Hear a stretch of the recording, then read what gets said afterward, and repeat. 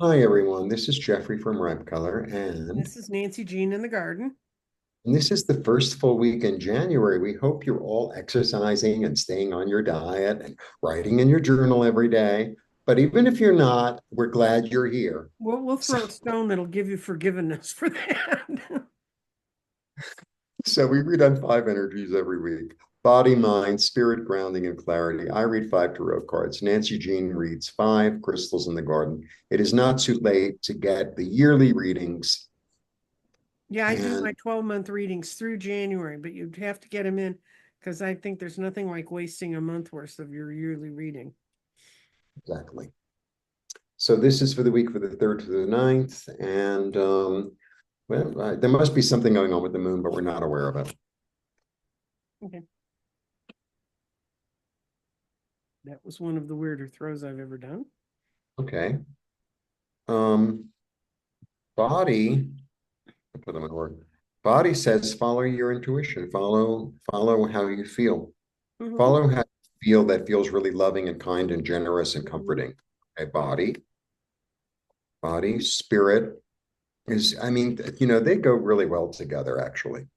She's more practical. This one, she's like how you feel, and this is what you're doing in the physical world.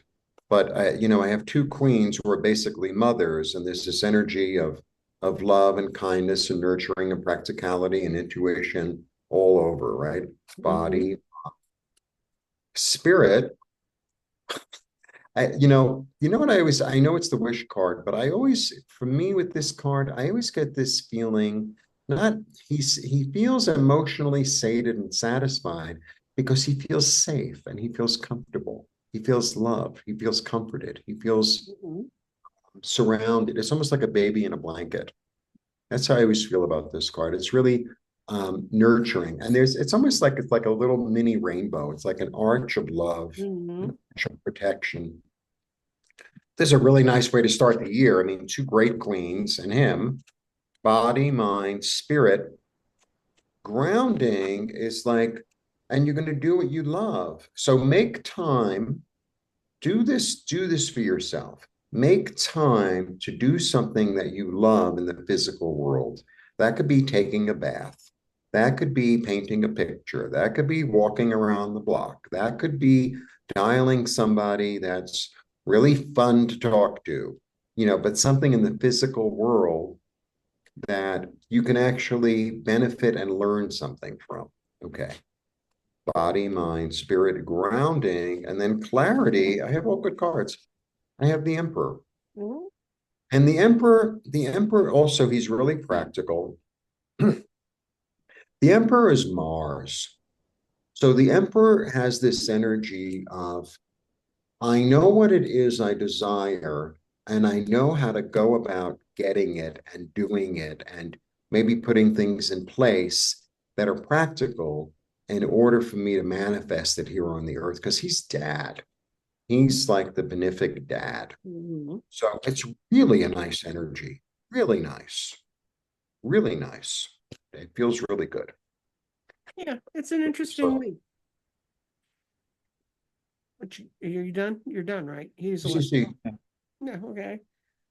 I'm going to start when we're out in the chakras. And your spirit has ended up, well, it's in the chakra ring. Its spirit's ended up in the future. And this tells you to be patient and hold on because all of the transmutations that you've been going through haven't finished yet. And then but your grounding stone in air says your mind is your best path to abundance. And this and your mental thoughts. So you're holding yourself and grounding yourself because of the mental actions you're taking to put you towards abundance. But where's your mind? Your mind's sitting over here and falls.